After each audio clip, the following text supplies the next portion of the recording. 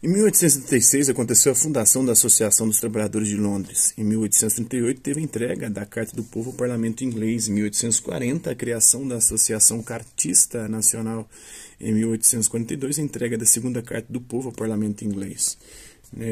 O cartismo foi um movimento social inglês que teve como ponto de partida a Carta do Povo, daí o nome cartismo, escrita por iniciativa da Associação de Trabalhadores de Londres. O objetivo inicial dos cartistas era a inclusão da classe operária na política da Inglaterra, os direitos políticos, de modo que tivessem representantes no parlamento. Então, o cartismo, outra luta, em 1838, a Associação dos Trabalhadores de Londres elaborou uma carta que propunha o direito de voto a todos os homens maiores de 21 anos, ou seja, o sufrágio universal masculino, as mulheres estavam excluídas ainda, o voto secreto, eleições parlamentares anuais, circunscrições eleitorais iguais, parlamentares remunerados. Essas medidas tinham como objetivo possibilitar a eleição de pessoas de outras classes sociais ao parlamento, até então monopolizado pela nobreza e pela alta burguesia. Da forma como era, votavam apenas aqueles que tivessem uma certa renda anual, o voto censitário. E candidatavam-se ao parlamento somente os que não precisavam de salário, pois a participação parlamentar não era uma função remunerada, não ganhava. Então, quem não tinha condições não podia viver daquilo ali. Assim, só os ricos podiam votar e ser votados. De modo geral, isso significava que as leis aprovadas pelo parlamento estavam quase sempre de acordo com os interesses dos seus membros. Os ricos, que não ouviam ou nem mesmo entendiam os problemas e reivindicações da maior parte da população do país.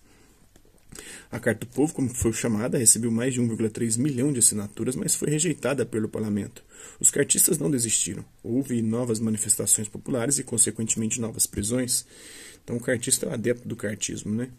Em 1840, eles criaram a Associação Cartista Nacional com mais de 40 mil associados. Elaboraram uma nova carta em que incluíram reivindicações por melhores salários e por uma legislação trabalhista e a enviaram ao parlamento em 1842. A despeito das mais de 3,3 milhões de assinaturas, a carta foi novamente rejeitada pelo parlamento. Houve novas manifestações populares e, consequentemente, novas prisões. Greves e manifestações populares ocorreram em várias partes do reino. Apesar da dura repressão a essas manifestações, os parlamentares perceberam que já não podiam ignorar a classe trabalhadora. Tiveram de ceder em alguns itens para o próprio bem da economia. Afinal, os trabalhadores eram fundamentais para o sistema capitalista de produção. Tem uma gravura de Thomas Duncombe, de 1842, que retrata o ato de entrega da nova Carta do Povo, aquela com mais de 3,3 milhões de assinaturas ao parlamento inglês em Westminster. Bandeiras com as inscrições Reforma e Liberdade foram levadas pelos manifestantes e uma multidão assistiu ao desfile. Então, outras histórias, lutas sociais, as vitórias dos trabalhadores, eis algumas leis que os parlamentares ingleses aprovaram depois que perceberam que já não podiam ignorar a classe trabalhadora. Ainda eram poucas, mas eram conquistas importantes. A jornada de trabalho foi limitada a 10 horas por dia, lembrando que naquela época podia chegar até 16 horas por dia.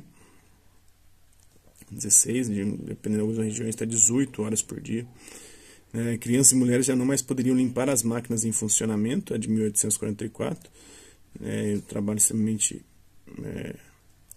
insalubre, principalmente de limpar as chaminés, que era feito por crianças, muitas vezes, das fábricas, pois era comum acidentes em que perdiam partes do corpo até a vida, limpar as máquinas.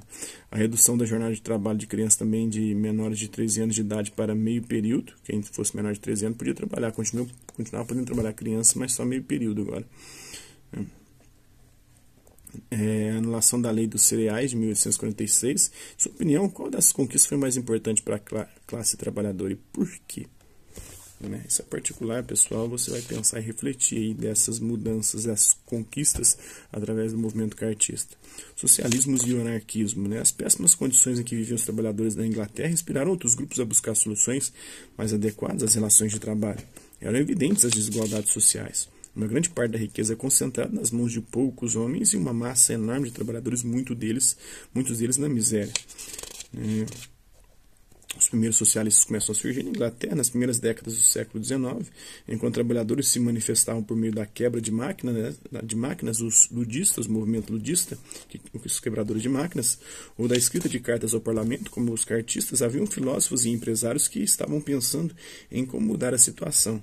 Eles pretendiam humanizar o capitalismo por meio de iniciativas individuais ou elaborando teorias que pudessem ajudar a reduzir as desigualdades sociais.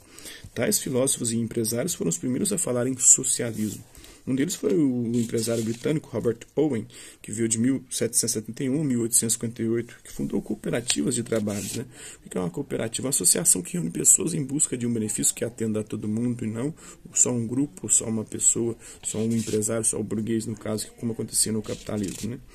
Nelas havia escolas e moradias para seus trabalhadores e armazéns onde eles podiam comprar alimentos mais baratos.